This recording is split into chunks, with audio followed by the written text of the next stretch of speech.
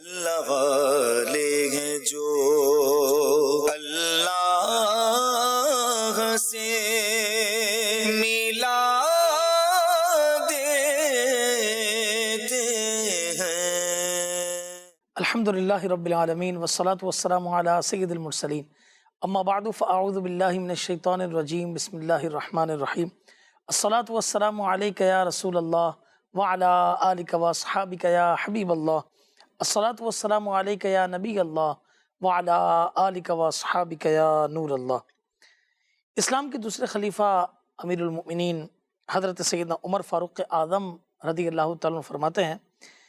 کہ ان الدعاء موقوف بین السماء والارض، کہ بے شک دعا زمین و آسمان کے درمیان ٹھہری رہتی ہے، اس میں سے کوئی چیز اوپر کی طرف نہیں جاتی، حتی تصلی علی نبی کی صلی اللہ تعالیٰ علیہ وسلم، جب تک تم اپنے نبی رسول ہاشمی صلی اللہ تعالیٰ علیہ وسلم پر درود نہ پڑھ لو۔ صلو علی الحبیب صلی اللہ تعالیٰ علی محمد صلی اللہ علیہ وسلم، صلاۃ و سلام علیک یا سیدی یا رسول اللہ صلی اللہ علیہ وسلم۔ آج سلسلہ اللہ والے لیے حاضر ہیں، ماشاءاللہ فراز مدنی بھائی بھی تشریف فرما ہے۔ آج ہمارے سلسلے کا عنوان ہے حضرت فاروق اعظم رضی اللہ تعالیٰ عنہ کی علمی خدمات۔ بڑی زبردست کتاب دعوت اسلامی کے اشاعتی ادارے مکتبۃ المدینہ کی پرنٹڈ فیضان فاروق اعظم، یہ اس کا والیوم نمبر 2 ہے، جلد 2 ہے۔ اس کے پیج نمبر 410 پر بڑی زبردست ایک انٹروڈکٹری کچھ لکھا ہوا ہے، میں چاہتا ہوں کہ میں آپ کے سامنے پیش کروں کہ میٹھے میٹھے اسلامی بھائیوں، علم کی اہمیت سے کون واقف نہیں؟ امت مسلمہ کے غلبے و قوت کا ایک سبب علم بھی ہے۔ علم ہی وہ روشنی ہے کہ جس کے ذریعے پوری دنیا میں اجالا کیا جا سکتا ہے۔ خود قرآن پاک کی کئی آیات اس میں علم کی اہمیت کو اجاگر کیا گیا ہے۔ یقیناً علم والے اور جاہل برابر نہیں ہو سکتے۔ پارہ نمبر 23 سورۃ الزمر کی آیت نمبر 9 میں اللہ تعالیٰ ارشاد فرماتا ہے، بسم اللہ الرحمن الرحیم، هل يستوي الذين يعلمون والذين لا يعلمون، کیا برابر ہیں جاننے والے اور انجان؟ قرآن پاک میں اللہ عز و جل سے ڈرنے والوں کی صفت یہ علم ہی بیان کی گئی ہے۔ چنانچہ پارہ نمبر 22 سورہ فاطر کی آیت نمبر 28 میں اللہ تعالیٰ ارشاد فرماتا ہے، انما یخشی اللہ من عبادہ العلماء، اللہ عز و جل سے اس کے بندوں میں وہی ڈرتے ہیں جو علم والے ہیں۔ صحابہ کرام علیہم رضوان اس بات کو جانتے تھے کہ علم دین سے تائید و نصرت حاصل ہوتی ہے، اس لیے وہ رسول اللہ صلی اللہ علیہ وسلم کی بارگاہ سے علم دین کے حصول کی ہر وقت کوشش کرتے رہتے تھے۔ امیر المؤمنین متمم الاربعین یعنی 40 کے عدد کو پورے کرنے والے حضرت سیدنا فاروق اعظم رضی اللہ تعالیٰ عنہ خود بارگاہ نبوی کی تربیت یافتہ تھے۔ آپ رضی اللہ تعالیٰ نے قرآن پاک کی تفسیر رسول اللہ صلی اللہ علیہ وسلم سے سیکھی، اور سورہ بقرہ کی تفسیر کا تو بڑا ہی زبردست معاملہ ہے کہ آپ نے اسے 10 سال میں مکمل کیا، جو کہ اس کے پورے عرصہ نزول پر یہ سمجھے کہ محیط ہے۔ اور اس کے اندر پھر آپ نے آخر میں جب اس کی صورت مکمل ہوئی تو آپ نے ایک اونٹ ذبح کیا اور صحابہ کرام علیہم رضوان کی اس موقع پر دعوت بھی کی۔ پوری امت مسلمہ آپ رضی اللہ عنہ کے علوم کی گواہ ہے۔ صالحین علماء کرام نے آپ رضی اللہ عنہ کے علم، سمجھ اور شرعی احکام میں استنباط نیز آپ کی معرفت کی خوب پذیرائی کی ہے۔ آپ رضی اللہ عنہ کی عادت مبارکہ تھی کہ رسول اللہ صلی اللہ علیہ وسلم کی بارگاہ سے بھی علم کے حصول میں پیش رہتے ہیں۔ 20 ایسے واقعات ہیں کہ جن میں آپ رضی اللہ تعالیٰ نے رسول اللہ صلی اللہ علیہ وسلم سے کوئی سوال کیا، آپ صلی اللہ تعالیٰ علیہ وسلم نے اس کا جواب دیا، اور یوں امت مسلمہ کو بارگاہ نبوت کے علمی خزانے کا فیض حاصل ہوا۔ نیز آپ رضی اللہ عنہ کے کئی اقوال بھی ہیں، اور بڑے زبردست اقوال ہیں جو علم کی اہمیت کو اجاگر کرتے ہیں۔ تو انشاءاللہ تبارک و تعالیٰ یہ باتیں ہماری یہ سلسلہ چلتا رہے گا۔ سب سے پہلے فراز مدنی بھائی،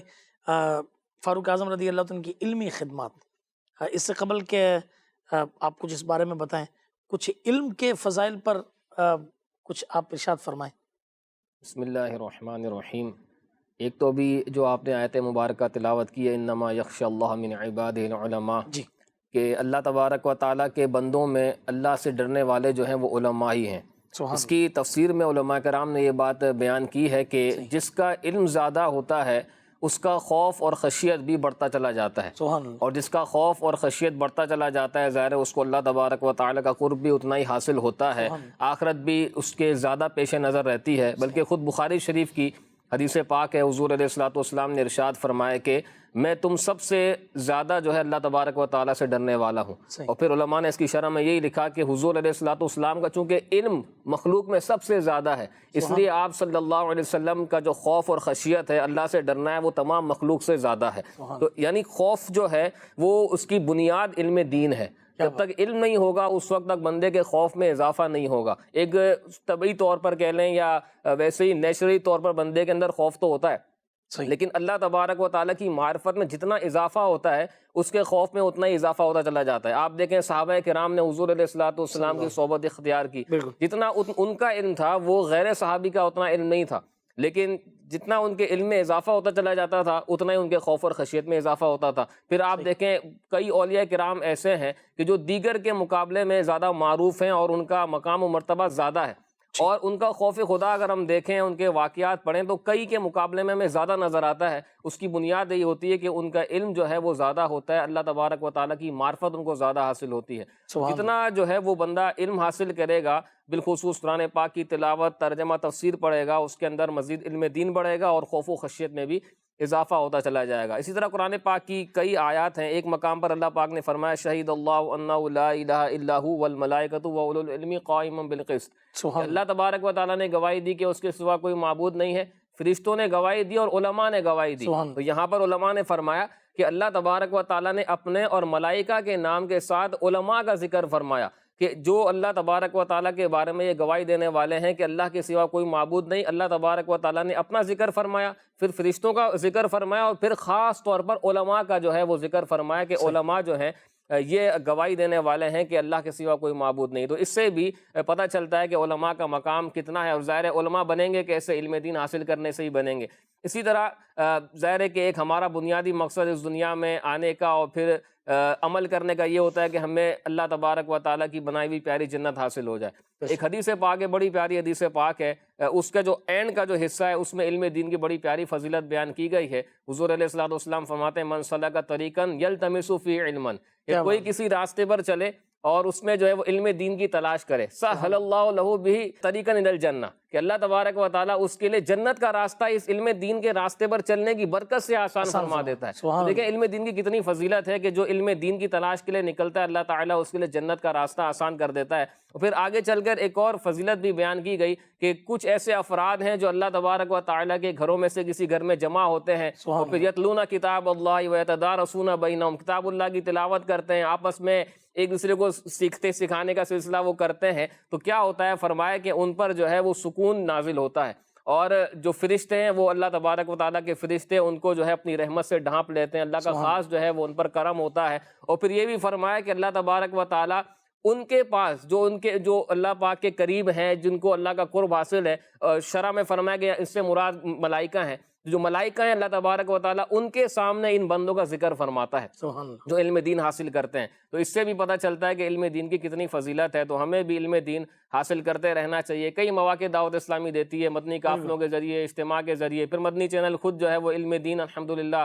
صبح و شام ڈبل 12 گھنٹے دے ہی رہا ہے۔ تو ہمیں کوشش کرنی چاہیے کہ اپنا زیادہ سے زیادہ وقت مدنی چینل کو دیں اور اس سہولت سے فائدہ حاصل کرتے ہوئے علم دین سیکھیں۔ ماشاءاللہ بڑی پیاری باتیں علم دین کے حوالے سے ہمارے فراز مدنی بھائی نے ارشاد فرمائی۔ سیدنا فاروق اعظم رضی اللہ عنہ کے کتنے زبردست اقوال اس حوالے سے ملتے ہیں کہ سیدنا فاروق اعظم رضی اللہ عنہ نے فرمایا کہ اے لوگوں، تم پر علم حاصل کرنا ضروری ہے، کیونکہ علم اللہ عز و جل کی ایک چادر ہے جسے وہ پسند فرماتا ہے۔ بس جو علم کے ابواب میں سے یعنی اس کے چیپٹرز میں سے کسی باب کو طلب کرتا ہے تو اللہ عز و جل اسے وہ چادر اڑا دیتا ہے۔ اللہ اکبر۔ اسی طریقے سے فرمایا کہ بعض اوقات ایسا بھی ہوتا ہے کہ ایک شخص اپنے گھر سے تہامہ پہاڑ کے برابر گناہوں کا بوجھ اس کے اوپر وہ لے کر نکلتا ہے، مگر وہ کسی عالم دین کی محفل میں بیٹھ جاتا ہے تو اللہ تبارک و تعالیٰ اس کی برکت سے جو ہے وہ اس کے گناہوں کو معاف فرما دیتا ہے۔ تو بتائیے کتنی برکات ہیں علم دین کی، علماء کی۔ اس لیے سیدنا فاروق اعظم رضی اللہ عنہ فرماتے ہیں کہ قرآن کے حافظ اور علم کا سرچشمہ بن جاؤ۔ فرمایا آپ نے کہ علم سیکھو اور سکھاؤ، علم کے لیے وقار اور سنجیدگی سیکھو، اپنے اساتذہ اور طلبہ کے لیے عاجزی اختیار کرو۔ تو یہ نہیں کہ علم حاصل کر کے آدمی پھول جائے اور جو ہے نا خوب لوگوں سے بحث کرنے لگے۔ اچھا حضور، سب سے پہلے ہم اگر اس پر آ جائیں کہ علمی سرگرمیاں سیدنا فاروق اعظم رضی اللہ تعالیٰ عنہ کی، تو سب سے پہلے اگر آپ علم کا معاملہ دیکھیں تو قرآن مجید فرقان حمید سے شروع ہوتا ہے. سیدنا فاروق اعظم رضی اللہ تعالیٰ عنہ ماشاءاللہ کاتب وحی بھی رہے. سیدنا ابوبکر صدیق رضی اللہ عنہ کے دور میں بھی حضرت ابوبکر صدیق رضی اللہ عنہ کی جنگ یمامہ میں جب 700 حفاظ شہید ہوئے تو آپ نے توجہ دلائی. پھر سیدنا فاروق اعظم رضی اللہ عنہ خود خلیفہ بنے. تو یہ کیا معاملہ تھا قرآن مجید فرقان حمید کی خدمت کے حوالے سے، کیا جذبہ تھا؟ اصل میں جب قرآن پاک کا نزول ہوتا تھا تو حضور علیہ الصلوۃ والسلام صحابہ کرام کو لکھنے کا حکم ارشاد فرماتے تھے، تو وہ مختلف جگہوں پر لکھا جاتا تھا. کبھی جو ہے وہ جانور کی ہڈی پر، پتے پر، اس طرح مختلف جگہوں پر یہ قرآن پاک کی آیات کو لکھا جاتا تھا. اب جب جنگ یمامہ کے اندر کئی صحابہ کرام، وہ صحابہ کرام جو حفاظ تھے، جب وہ شہید ہوئے تو عمر فاروق اعظم رضی اللہ تعالیٰ عنہ نے یہ غور کیا اور یہ سوچا کہ اگر اس طرح حفاظ صحابہ کرام بالخصوص اگر شہید ہوتے چلے گئے تو پھر یہ جو قرآن پاک کے جو جمع کا معاملہ ہے یہ کیسے جو ہے وہ سامنے آئے گا، اور اس کا بیڑا کون اٹھائے گا، کون اس کی ذمہ داری لے گا، اور پھر قرآن پاک کا فیضان پوری امت تک کیسے عام ہوگا. تو اس سوچ و غور و فکر میں عمر فاروق اعظم رضی اللہ تعالیٰ عنہ نے ابوبکر صدیق رضی اللہ تعالیٰ عنہ کو یہ مشورہ دیا کہ آپ اس کے جمع کے لیے کوئی سلسلہ کریں، کوئی اس کا اہتمام کریں. تو پہلے تو ابوبکر صدیق رضی اللہ تعالیٰ عنہ کو کچھ اشکالات تھے، کچھ کنفیوژنس تھی، لیکن پھر باہمی مشاورت کے بعد اللہ تبارک و تعالیٰ نے آپ کو شرح صدر عطا فرمایا. اس معاملے میں آپ نے جو ہے وہ یہ مشورہ قبول فرمایا اور پھر آپ نے اس کے جمع کے لیے اہتمام فرمایا. اور بالخصوص زید بن ثابت رضی اللہ تعالیٰ عنہ کہ آپ بہت زبردست حافظ قرآن تھے، ان کی یہ ذمہ داری لگائی کہ آپ نے جو ہے وہ جتنے بھی حفاظ اب باقی ہیں ان سے قرآن پاک کی آیات لینی ہے، ایک ایک کے پاس جو ہے وہ جا کر قرآن پاک کی اس طرح آیات کو جمع کرنا ہے اور اس کو ایک یوں سمجھ لیں کہ مصحف کے اندر یا ایک جگہ پر اس کو جمع کرنے کا سلسلہ کرنا ہے. تو یوں پھر یہ سلسلہ چلا اور پھر زید بن ثابت رضی اللہ تعالیٰ عنہ نے اس میں خاص طور پر توجہ دی اور بڑی ذمہ داری کے ساتھ، جاں فضانی کے ساتھ آپ نے یہ معاملہ کیا اور پھر یوں ایک جگہ پر قرآن پاک جو مختلف جگہوں پر لکھا ہوا تھا وہ جمع ہو گیا. اب یہ تو ابوبکر صدیق رضی اللہ تعالیٰ عنہ کے زمانے میں تھا، لیکن جب فاروق اعظم رضی اللہ تعالیٰ عنہ خود خلیفہ بنے تو آپ نے مزید اس میں جو ہے وہ یوں سمجھ لیں کہ اس کو اپ گریڈ کیا اور مزید اس کی بہتری کے لیے آپ نے مزید اہتمام کی. جس طرح آپ نے ایک لکھا ہوا ہے اس بارے میں کہ آپ نے تفسیر کی جو آیات تھیں، جن آیات کے ساتھ تفاسیر بھی الگ سے لکھی ہوئی تھیں، اس کو آپ نے جدا جدا کروایا. پھر منسوخ جو آیات ہیں جو جن کی تلاوت نہیں کی جاتی ان کو آپ نے الگ کروایا اور پھر مزید آپ نے اس میں اہتمام کیا. پھر قرآن پاک کی جو آیات لکھوانے کے لیے آتے تھے زید بن ثابت رضی اللہ تعالیٰ عنہ کے پاس، ان کے گواہی کا سلسلہ کیا جاتا تھا کہ ایک دو گواہ ہوتے تھے، ان سے پھر وہ ان کے سامنے بٹھا کر یہ اس کو لکھا جاتا تھا، جمع کیا جاتا تھا. تو یہ آپ نے پورا اہتمام، یعنی جو مشورہ آپ نے دیا تھا ایک کام ہو چکا تھا، لیکن مزید اس میں خوبصورتی پیدا کرنے کے لیے مزید آپ نے اس میں اہتمام کیا اور مزید زبردست انداز میں آپ نے جمع قرآن کا معاملہ فرمایا. اور پھر یہ سعادت جو ہے، مزید سعادت یہ عثمان غنی رضی اللہ تعالیٰ عنہ کو بھی حاصل ہوئی کہ آپ نے مزید 3 اہم کام کیے کہ سب کو جو ہے وہ لہجہ قریش پر جمع کیا، ایک ہی مصحف کو تمام جگہوں پر آپ نے جو ہے وہ ایک ہی نسخے کو رائج کیا. تو یوں تینوں اسلام کے جو خلیفہ ہیں ان کا کچھ نہ کچھ حصہ اس جمع قرآن کے حوالے سے رہا ہے. اس لیے ویسے مشہور تو عثمان غنی رضی اللہ تعالیٰ عنہ ہی جامع القرآن ہے، لیکن بعض علماء نے ان دونوں کے القابات میں بھی جامع القرآن لکھا ہے کہ ابوبکر صدیق رضی اللہ تعالیٰ عنہ بھی ایک اعتبار سے جامع القرآن ہے، عمر فاروق اعظم رضی اللہ تعالیٰ عنہ بھی ایک اعتبار سے جامع القرآن ہے. تو یہ سلسلہ چلا اور یہ عمر فاروق اعظم رضی اللہ تعالیٰ عنہ کا پوری امت پر احسان ہے کہ آج ہم ایک مصحف میں قرآن پاک کو جو ہے وہ پڑھ سکتے ہیں. تو یہ عمر فاروق اعظم رضی اللہ تعالیٰ عنہ کی بدولت ہی ہوا ماشاءاللہ. اور سیدنا فاروق اعظم رضی اللہ تعالیٰ نے کس طرح اپنے دور کے اندر معلمین قرآن کے لیے کوششیں کی. چنانچہ سیدنا محمد بن کعب کردی رحمۃ اللہ تعالی سے مروی ہے کہ عہد رسالت میں 5 صحابہ کرام علیہم الرضوان یہ قرآن پاک کو انہوں نے جمع کیا تھا. سیدنا معاذ ابن جبل رضی اللہ تعالیٰ، سیدنا عبادہ بن صامت، سیدنا ابی بن کعب، سیدنا ابو ایوب انصاری رضی اللہ تعالیٰ اور سیدنا ابو دردہ رضی اللہ تعالیٰ. جب فاروقی عہد آیا تو آپ کو شام سے رقہ آیا کہ شامیوں کی کثرت کے باعث کئی شہر آباد ہو گئے اور اس میں اشد ضرورت ہے کہ لوگوں کو قرآن کی تعلیم کی جائے. لہٰذا آپ رضی اللہ تعالیٰ تدریسی صلاحیت رکھنے والے افراد کے ذریعے جو ہے وہ یہ یہاں بھیجیں تاکہ وہ سیکھیں. فاروق اعظم رضی اللہ تعالیٰ نے ان 5 کو بلایا اور کہا کہ تمہارے شامی مسلمان بھائیوں نے مدد مانگی ہے تاکہ ان کو قرآن پاک سکھایا جائے، تو اللہ عز و جل آپ پر رحم فرمائے، آپ میں سے 3 میری مدد کریں تو یا تو ہم قرآن نکال لیتے ہیں یا آپ میں سے کوئی بھی 3 راضی ہو جائیں. چنانچہ انہوں نے عرض کیا کہ قرآن نکالنے کی ضرورت نہیں، معاملہ یہ کہ حضرت ابو ایوب انصاری رضی اللہ تعالیٰ عنہ یہ ضعیف ہو گئے اور سیدنا ابی بن کعب رضی اللہ تعالیٰ عنہ کی طبیعت ناساز ہے، لہٰذا جو 3 بچ گئے، معاذ ابن جبل، عبادہ بن صامت اور سیدنا ابو دردہ رضی اللہ عنہم اجمعین، یہ تیار ہو گئے۔ سیدنا فاروق اعظم رضی اللہ تعالیٰ عنہ سے فرمایا کہ ٹھیک ہے، اب کام کا ایک طریقہ کار، ایک منصوبہ بنا، ایک پلان بنا کہ بھئی حمص جو شہر ہے اس سے ابتدا کرو، وہاں تم لوگوں کی طبیعتیں مختلف پاؤ گے، کئی لوگ ایسے ہوں گے جو بہت جلد قرآن کی تعلیم حاصل کر لیں گے، جب تم لوگ دیکھو کہ اب وہ آسانی سے تعلیم حاصل کر رہے ہیں تو ایک فرد ان کے پاس ٹھہر جائے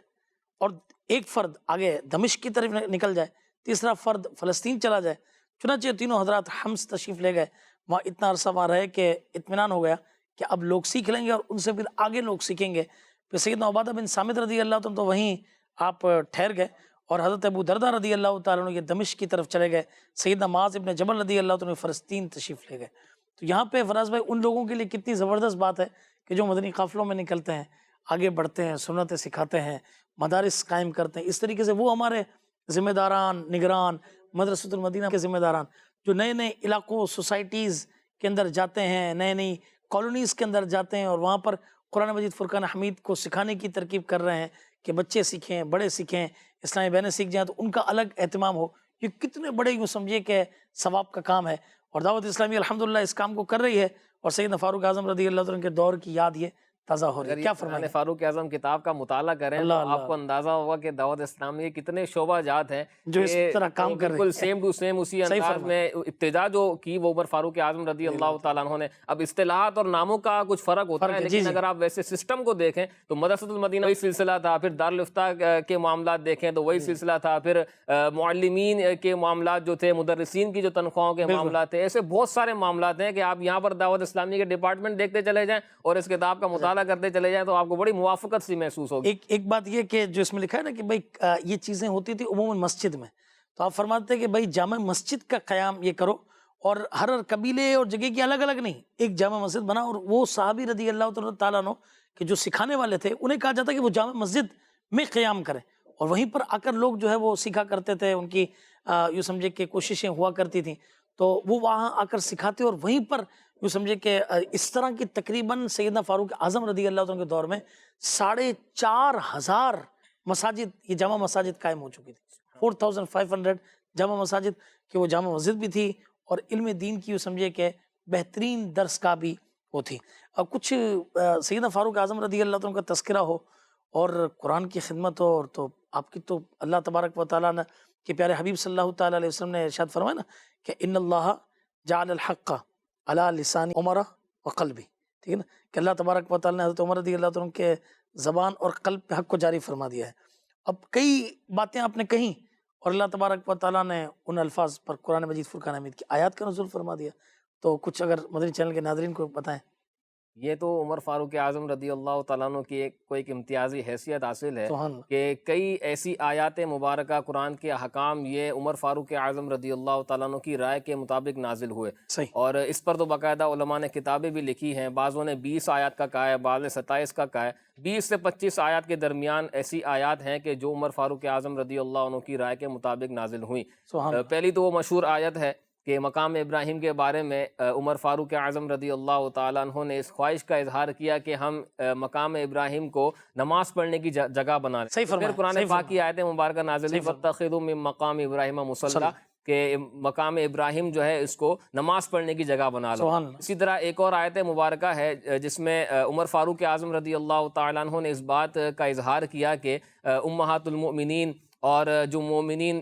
دیگر عورتیں ہیں، جو خواتین ہیں، ان کے لیے پردے کا کوئی حکم نازل ہو تو اللہ تبارک و تعالیٰ نے یہ حکم نازل فرمایا کہ اے نبی، آپ کی جو ازواج ہیں، پھر آپ کی جو بیٹیاں ہیں، شہزادیاں ہیں، پھر مومنین جو عورتیں ہیں، ان کو آپ حکم دیجئے کہ وہ اپنے کپڑے کا کچھ حصہ چہرے پہ ڈالے رکھیں۔ تو یہ جو آیت مبارکہ ہے یہ بھی عمر فاروق اعظم رضی اللہ تعالیٰ عنہ کی رائے کے مطابق نازل ہوئی کہ آپ نے یہاں پر اظہار کیا، یہاں پہ آپ نے خواہش کا اظہار کیا اور وہاں پر آیت مبارکہ نازل ہو گئی۔ اسی طرح جو شراب کی حرمت ہے اس کے حوالے سے بھی لکھا ہے کہ یہ بھی آپ کی خواہش پر نازل ہوتی چلی گئی، یعنی قرآن جو شراب کی جو حرمت ہے وہ اس کے 3 حصے ہیں۔ پہلے جو ہے وہ اس کا نقصان بیان کیا گیا سورہ بقرہ کے اندر، یسألونک عن الخمر والمیسر قل فیہما اثم کبیر ومنافع للناس واثمہما اکبر من نفعہما۔ تو یہ سب سے پہلے آیت مبارکہ نازل ہوئی تو عمر فاروق اعظم رضی اللہ تعالیٰ عنہ یہ دعا کیا کرتے تھے کہ یا اللہ شراب کے معاملے میں ہمارے لیے واضح حکم نازل فرما. تو سب سے پہلے یہ حکم نازل کیا گیا کہ اس کا جو ہے بظاہر تم کو نفع نظر آ رہا ہے لیکن اس کا نقصان بہت زیادہ ہے. صحیح. تو فرمایا کہ لوگ آپ سے شراب اور خمر اور جوئے کے بارے میں سوال کرتے ہیں تو آپ فرما دیں قل فیما اثم کبیر، اس میں گناہ بہت زیادہ ہے، اور بظاہر جو نفع نظر آ رہا ہے وہ نفع کم ہے لیکن اس کا گناہ بہت زیادہ ہے. پھر آپ نے دوبارہ یہ کچھ عرصے کے بعد دعا فرمائی کہ یا اللہ شراب کا ہمارے لیے جو ہے واضح حکم نازل فرما دے. تو پھر ایک اور حکم نازل ہوا جس میں یہ بیان کیا گیا کہ جب تم نماز کے قریب جاؤ تو اس وقت تمہاری حالت نشے والی نہیں ہونی چاہیے، نشے کی حالت میں نماز کے قریب نہ جاؤ. لا تقربوا الصلاۃ وانتم سکارا، کہ جب تم نشے کی حالت میں ہو تو نماز کے قریب نہ جاؤ. ابھی بھی واضح حکم علماء نے فرمایا کہ نازل نہیں ہوا تھا، صرف جو ممانعت تھی وہ یہ تھی کہ جب نماز کے قریب جاؤ، نماز کا وقت ہو جائے، اس وقت تم نشے کی حالت میں نہیں ہونے چاہیے. اس کے بعد جو فائنل حکم جو مکمل حرمت نازل ہوئی وہ سورہ مائدہ کے اندر موجود ہے. پھر آپ نے دوبارہ یہ دعا کی کہ یا اللہ پاک شراب کے معاملے میں ہمارے لیے کوئی واضح حکم نازل فرما دے. تو پھر اللہ تبارک و تعالیٰ نے سورہ مائدہ کی آیت مبارکہ نازل فرمایا کہ انما یرید الشیطان ان یوقع بینکم العداوۃ والبغضاء فی الخمر والمیسر، کہ شیطان تو یہ چاہتا ہے کہ تمہارے جو ہے وہ درمیان شراب اور جوئے کے معاملے میں کوئی لڑائی جھگڑا اور عداوت اور بغض تمہارے درمیان میں ڈال دے، اور ویصدکم عن ذکر اللہ، کہ وہ تمہیں اللہ تبارک و تعالیٰ کے ذکر سے روک دے، وعن الصلاۃ اور صلاۃ سے روک دے. فہل انتم منتہون، تو کیا اب تم باز آ گئے؟ تو یہاں علماء نے فرمایا کہ یہ فائنل حکم نازل ہو گیا کہ اب شراب جو ہے بالکل قطعی طور پر حرام ہو گئی اور بالکل بھی اس کی اجازت نہ رہی. تو یہ بھی عمر فاروق اعظم رضی اللہ تعالیٰ عنہ کی رائے کے مطابق اور آپ کی خواہش کرنے پر نازل، یعنی حکم تو ظاہر نازل ہونا تھا لیکن آپ نے جو موقع جو تھا وہ اس وقت تھا کہ جب آپ نے خواہش کا اظہار کیا. اسی طرح ایک اور بڑی پیاری آیت یہ فیضان فاروق اعظم میں لکھی ہوئی ہے کہ سورہ مؤمنون کی آیت نمبر 12 سے 14، یہ بڑی پیاری اس کی روایت موجود ہے کہ جو آیت مبارکہ نازل ہوئی وَلَقَدْ خَلَقْنَا الْإِنسَانَ مِنْ سُلَالَةٍ مِنْ طِينٍ ثُمَّ جَعَلْنَاهُ نُطْفَةً فِي قَرَارٍ مَكِينٍ ثُمَّ خَلَقْنَا النُّطْفَةَ عَلَقَةً فَخَلَقْنَا الْعَلَقَةَ مُضْغَةً فَخَلَقْنَا الْمُضْغَةَ عِظَامًا فَكَسَوْنَا الْعِظَامَ لَحْمًا ثم انشأناه خلقا آخر. یہاں تک آیت مبارکہ نازل ہوئی تو عمر فاروق اعظم رضی اللہ تعالیٰ عنہ کی زبان سے نکلا فتبارک اللہ احسن الخالقین. تو اللہ تبارک و تعالیٰ نے انہی الفاظ کے ساتھ آیت مبارکہ کا جو یہ حصہ تھا اس کو نازل فرمایا. اور نبی کریم صلی اللہ علیہ وسلم نے ارشاد فرمایا کہ اے عمر اس رب کی قسم جس کے قبضہ قدرت میں میری جان ہے، یہ آیت مبارکہ تو بعین ہی انہی الفاظ پر ختم کر دی گئی جو الفاظ تمہاری زبان سے نکلے تھے. تو یہ بڑی زبردست جو ہے وہ بات ہے کہ یہاں الفاظ نکلے اور اللہ تبارک و تعالیٰ نے اس کو آیت مبارکہ کو نازل فرما دیا. تو ایسی کئی آیات ہیں، ہم نے جو ہے وہ ایک شوق بڑھانے کے لیے چند آیات کو بیان کیا ہے. ماشاءاللہ. اور اس کے ساتھ ساتھ سیدنا فاروق اعظم رضی اللہ تعالیٰ کے شوق تلاوت کو اگر آپ دیکھیں، سبحان اللہ، یعنی یہ نا کہ بعض اوقات آدمی کام کی مصروفیات یا دیگر معاملات میں قرآن پاک کی تلاوت نہیں کرتا. تو سیدنا فاروق اعظم رضی اللہ تعالیٰ دیگر صحابہ کرام کا کیا معمول تھا کہ حضور علیہ السلام نے ایک مرتبہ رات کے وقت کے دیکھا کہ سیدنا ابوبکر صدیق رضی اللہ تعالیٰ قرآن پاک کی تلاوت کر رہے ہیں اور وہ آہستہ سے کر رہے ہیں. سیدنا فاروق اعظم رضی اللہ تعالیٰ بلند آواز سے قرآن پاک کی تلاوت کر رہے ہیں اور سیدنا بلال حبشی رضی اللہ تعالیٰ یہ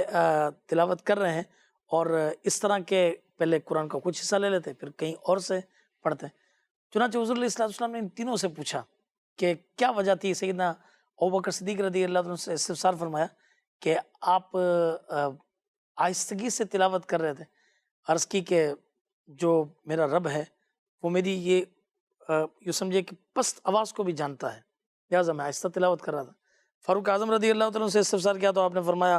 کہ یا رسول اللہ صلی اللہ علیہ وسلم میں اتنی آواز سے پڑھ رہا تھا کہ سونے والا جاگ جائے اور شیطان بھاگ جائے. پھر سیدنا بلال حبشی رضی اللہ تعالیٰ سے جب استفسار کیا تو انہوں نے عرض کی کہ یا رسول اللہ صلی اللہ علیہ وسلم قرآن مجید سارا کا سارا پاکیزہ کلام ہے، تو میں کہیں سے کچھ لے لیتا ہوں، کہیں سے کچھ ملا لیتا ہوں، کہیں سے کچھ ملا لیتا ہوں. حضور علیہ السلام نے ارشاد فرمایا کہ کل قد اصاب، یعنی تم تینوں نے ٹھیک بات کی، اللہ تعالیٰ تم تینوں کو ثواب عطا فرمائے. تو یہ صحابہ کرام علیہم رضوان کس طرح قرآن مجید فرقان حمید کی تلاوت کا بھی ذوق و شوق تھا. تو اللہ تبارک و تعالیٰ ہمیں بھی قرآن مجید فرقان حمید کو پڑھنے کی بھی توفیق عطا فرمائے، سمجھنے کی بھی توفیق عطا فرمائے. تو فاروق اعظم رضی اللہ تعالیٰ عنہ نے جو اس کی نحو جو گرامر ہوتی ہے اس کا بھی اہتمام کیا، اس کے پڑھنے کا بھی اہتمام کیا، اس کے لہجوں کا بھی اہتمام کیا، بہت کوشش سیدنا فاروق اعظم رضی اللہ تعالیٰ عنہ نے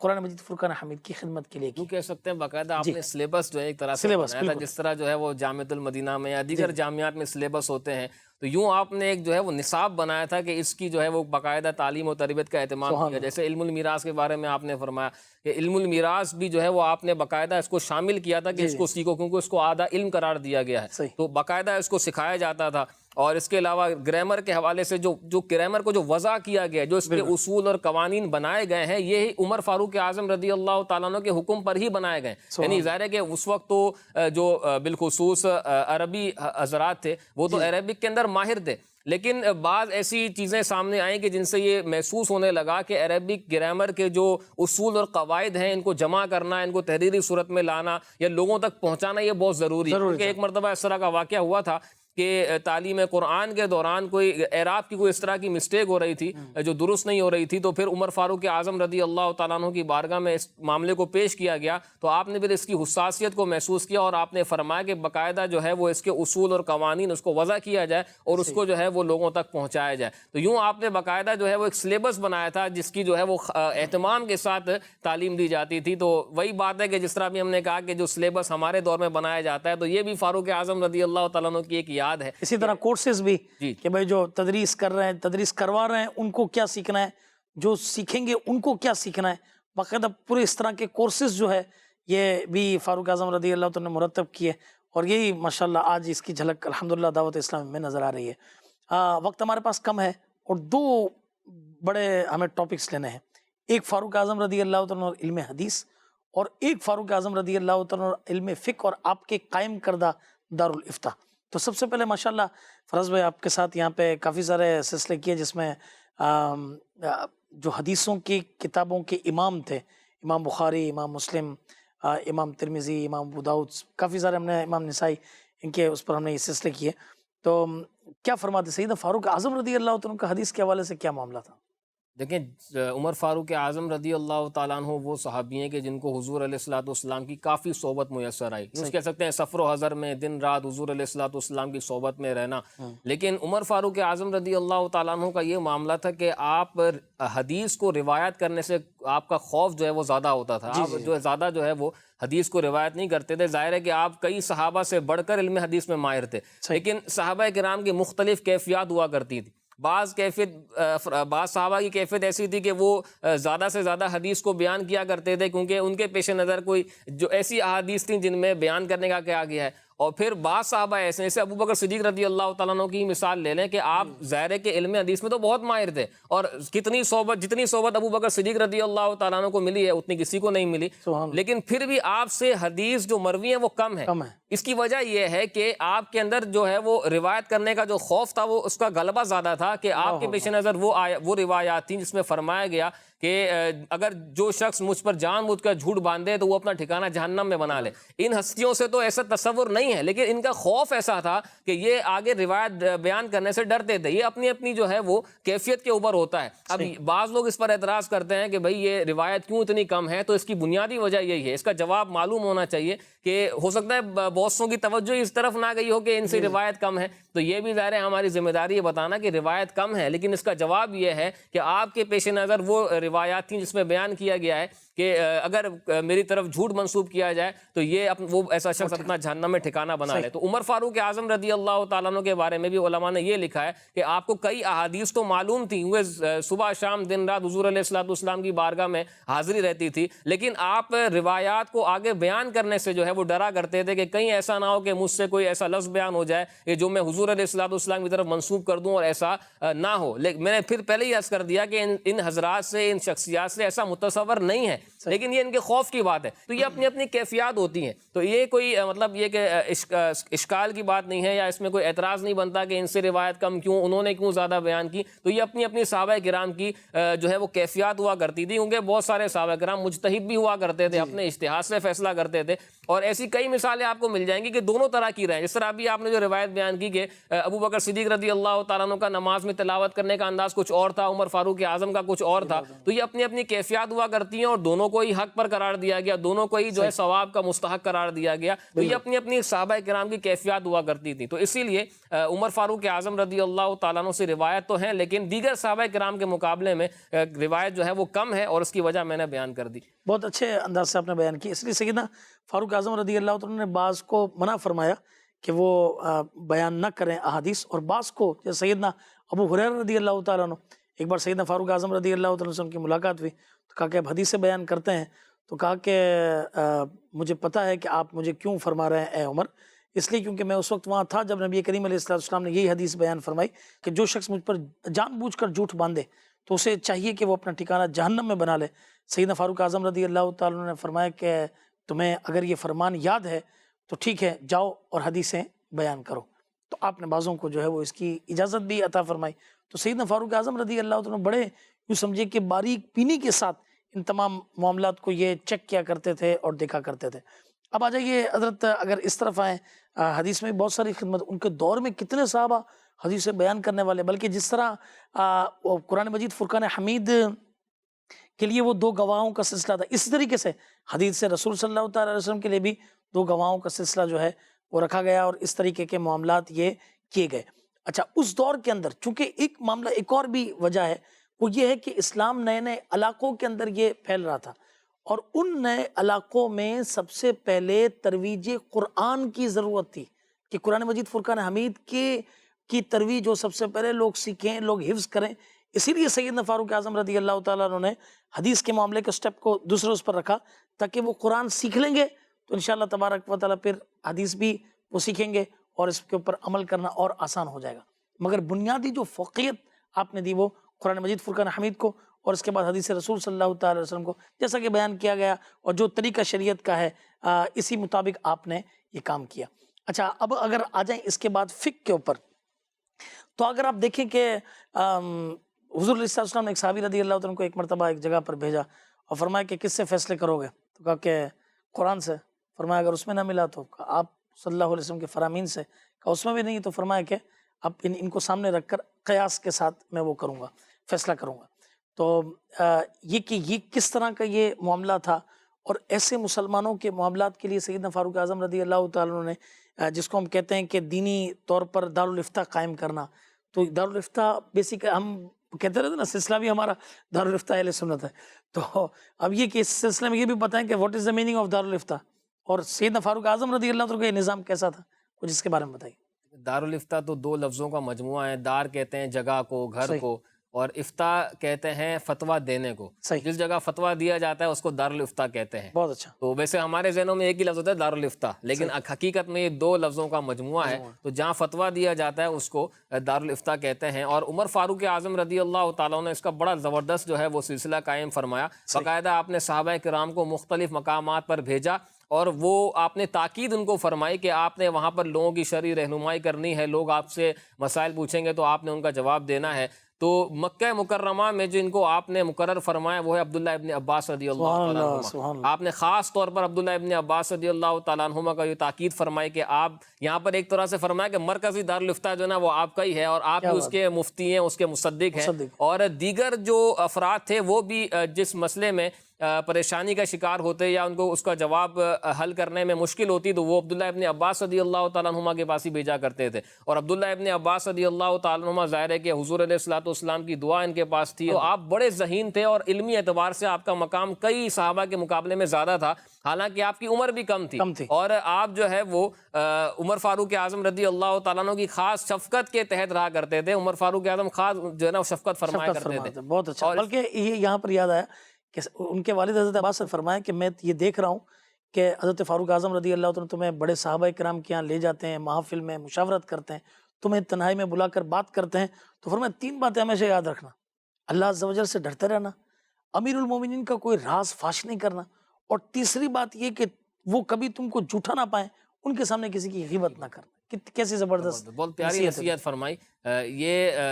تو ایک سمجھنے کے والد کی ذمہ داری بھی ہوتی ہے کہ اپنی جو ہے وہ اولاد کی تربیت کریں، تو آپ نے اس کی حساسیت کو محسوس کرتے ہوئے تربیت فرمائی۔ اسی طرح مدینہ پاک میں اگر دیکھیں تو زید بن ثابت رضی اللہ تعالیٰ عنہ کو آپ نے مقرر فرمایا، اور زید بن ثابت رضی اللہ عنہ کے بارے میں حضور علیہ الصلوۃ والسلام نے فرمایا کہ میری امت میں علم الفرائض میں یعنی وراثت کے مسائل میں سب سے زیادہ جو ماہر ہیں وہ زید بن ثابت رضی اللہ تعالیٰ عنہ ہیں۔ وہاں پر ایک مرکزی جو دارالفتہ تھا اس کے مفتی اور مصدق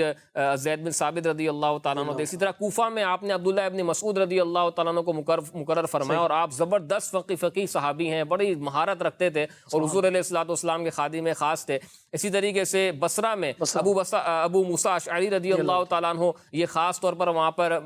فقہی مسائل کو دیکھا کرتے تھے، اور آپ کے ساتھ جو ہے وہ سیدنا انس بن مالک رضی اللہ تعالیٰ عنہ یہ بھی دارالفتہ کا سلسلہ چلایا کرتے تھے۔ اس کا مطلب یہ نہیں دیگر نہیں چلاتے تھے، اور بھی جو ہے وہ اس طرح صحابہ کرام جہاں جہاں موجود تھے ان کی طرف لوگوں کا رجحان تو تھا اور آپ مرجع ہوا کرتے تھے، لیکن ایک مرکزی جو حیثیت حاصل تھی خاص طور پر عمر فاروق اعظم رضی اللہ شہر کا جو بگیسٹ پوسٹ یعنی جو بگیسٹ یعنی سب کی اپروچ سب کے پاس لانے والے۔ اور یہ کئی صحابہ کرام کو تو جب میں نے ذکر کیا ان میں سے بعض کو تو عمر فاروق اعظم نے خاص طور پر بھیجا تھا اور ان کو تاکید فرمائی تھی کہ آپ نے اس طرح کا معاملہ کرنا ہے۔ تو یوں 3 مثالیں تو میں نے دی ہیں، اس کے علاوہ اور بھی مقامات پر آپ نے یوں دارالفتہ قائم فرمایا جس کو آج کی اصطلاح میں دارالفتہ کہا جاتا ہے۔ تو لوگ وہاں پر آ کر خاص طور پر مسائل پوچھا کرتے تھے اور یہ صحابہ کرام ان کی رہنمائی فرمایا کرتے تھے۔ ماشاءاللہ سیدنا فاروق اعظم رضی اللہ تعالیٰ کی علمی خدمات کا ہم نے تو ایک بالکل یوں سمجھے کہ سمرائز کر کے آپ کو وہ بتایا، ورنہ اس کتاب فیضان فاروق اعظم جلد نمبر 2 کے اندر عہد فاروق کی میں علمی سرگرمیوں پر تقریباً یہ 100 سے زائد پیج جو ہے نا یہ موجود ہے۔ آپ اسے پڑھیے، انشاءاللہ تبارک و تعالیٰ آپ کا ایمان تازہ ہو جائے گا۔ آپ کو میں ایک بات عرض کروں، آپ کا ذہن آپ کو یہ اپیل کرے گا کہ کاش میں بھی دین کے لیے کچھ کر گزروں، میں بھی علم دین کے لیے کچھ کر گزروں۔ چلیے میں نہ بھی پڑھ سکا مگر کچھ ایسا کر جاؤں کہ میرے ذریعے کوئی مدرسہ بن جائے، میرے ذریعے کوئی مسجد بن جائے، میرے ذریعے کوئی جامعہ بن جائے، کوئی یونیورسٹی انوگریٹ ہو جائے، اور یہ سلسلہ چلتا رہے، علم دین کی اشاعت ہو، میں بھی کچھ یہ حصہ یہ بن جاؤں۔ اللہ تبارک و تعالی ہم سب کو سیدنا فاروق اعظم رضی اللہ عنہ کی علمی خدمات کا صدقہ ہمیں بھی خوب علم دین حاصل کرنے اور اسے پھیلانے کی توفیق عطا فرمائے، اس کی برکتوں سے ہم سب کو مالا مال فرمائے، آمین بجاہ النبی الامین صلی اللہ تعالی علیہ وسلم۔ صلو علی الحبیب صلی اللہ تعالی علی محمد صلی اللہ علیہ وسلم۔ اللہ